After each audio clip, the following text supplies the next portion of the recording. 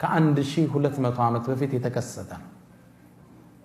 ኢማም አልጠበሪ ታሪኩን እንዲጀምሩልናል። ሰውየው የታሪኩ ባለቤታችን ስማቸው አቡ ጊያት ይባላል። አቡ ጊያት ከመካ ነዋሪያኖች ውስጥ አንዱ ናቸው። እድሜያቸው 86 ደርሷል። እርጅና ተጫጭኗቸዋል። ለ50 ዓመት ያህል በችግር ህይወትን ገፍተዋል። 4 ልጆች፣ 2 ሴት እህቶች፣ ባለቤታቸውና የባለቤታቸው እናት አብረዋቸው ይኖራሉ። 8 ሴት ልጆች፣ እሳቸው 9ኛ።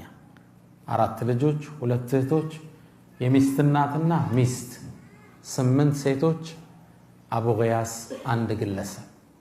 ለነዚህ ሁሉ 8 ሴቶች ተጠሪና ተጠያቂ ማናቸው? ይህ የ86 ዓመት የእድሜ ባለጸጋ። ረመዳን ነበር ወሩ 240 ሂጅሪያው ላይ። አቡ ጊያስ ትናንት ያለ ምግብ ነው የጾሙት። ዛሬም እንደዛው ለመጾም ተገደዋል። ሱብሒ ከሰገዱ በኋላ ባለቤታቸውን ጠሩ። ያሉ ባባ አሏት። መጣች። ላይ ለብሳ የነበረችውን ልብስ ሰጠቻቸው። እሱን እየተቀያየሩ ነበር የሚሰግዱት። ከዛም መጣችና ያ አባ ጊያት፣ አንተ የጊያት አባት ሆይ እባክህን ረሃብ ገደለን፣ እኔ እናንተን ችለው ይሆናል፣ ሴት ልጆቻችን፣ እናቴ ግን ረሃብን መቋቋም አትችልም። እባክህን ውጣና እህል ፈልግ እስኪ ምግብ ምን በላው፣ ዛሬ ደግሞ ጾማችን እንዳናፈጠሩ። ቃለ አፍዓል፣ እሻላት። ከቤት መውጣት ጀመረ። ዱሓ አካባቢ እንደነጋጋ መካን መዞር ጀመረ። ምግብ ቢያገኝ፣ ስራ ቢያገኝ፣ ስራስ እንዴት ያገኛል? የ86 ዓመትን አዛውንት ማን ይቀጥራል? ምግብ ፍለጋ ዞር። አቡ ጊያት ማግኘት አልቻለም። ዙሁር አካባቢ እንደደረሰ ዙሁር እንደተሰገደ ሰው በጣም ፀሐይ ስለነበር ሊያርፍ ወደ ቤቱ ገብቷል። እርሱ ወደ ቤት እንዴት ይመለስ ባዶ እጁ? ተስፋ ቆርጦ አንድ ዛፍ ጥግ ቁጭ አለ። ጥላ ላይ ነው። ልጆቹ ታወሱት። ዛሬም ዳግም በረሃብ ሲያዙ ተከዘ። ከዚህ ኑሮ ብሞትስ ምን ነበራል? ኑሮ ነው እንዴ የምኖረው? ይቺ ህይወት ናች እንዴ? ምን ልጨምርልኝ?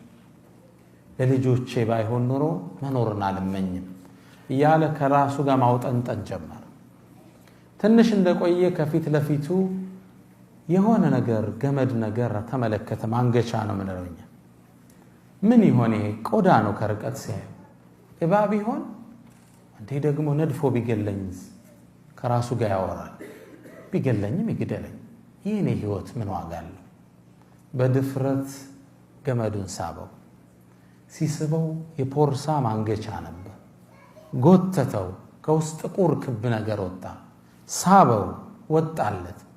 ምንድነው እዚህ ውስጥ ያለው? ምግብ ይሆን? በድግ አድርጎ ሲያወዛውዘው የበርካታ ሳንቲሞች ድምፅ ሿ ሿ ሲል ተሰማው። ምን ይሆን? ፖርሳውን ከፈተው። ነጫጭ የወርቅ ሳንቲሞች ነበር። በደስታ ፈነደቀ።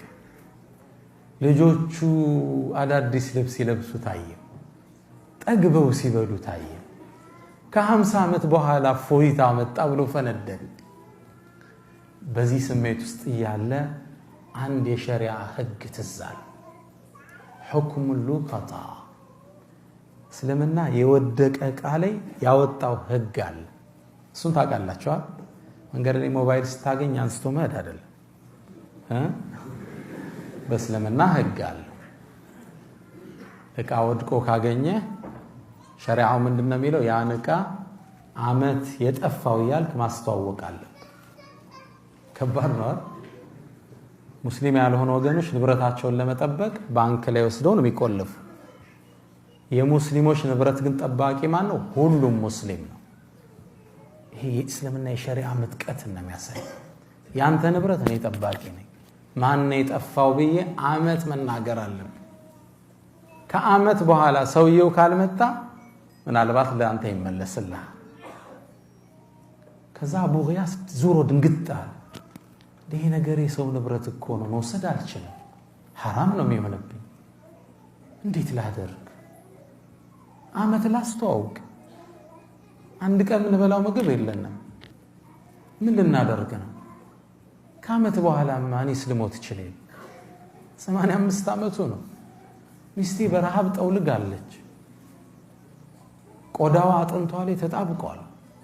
ልጆችም ተንገላተዋል፣ ትዳር አጥተዋል ከድህነት የተነሳ። ዓመት ላስተዋውቅ። ምን ነው ባላገኘሁት? ዓመት እየራበህ መብላት የማትችለው ሚሊዮን ብሮች ምን ይሰራልህ? 1000 ድርሃም አለው ይላሉ ኢማም ጠበሪ። 1000 ድርሃም የወርቅ ሳንቲ ሚሊዮንስ ኦፍ ዶላር ማለት እጃቸው ላይ የገባው። 5 የሌላቸው ሰው የማይበሉት ለአንድ ዓመት 1 ቢሊዮን ይዘዋል ብለህ አስብ።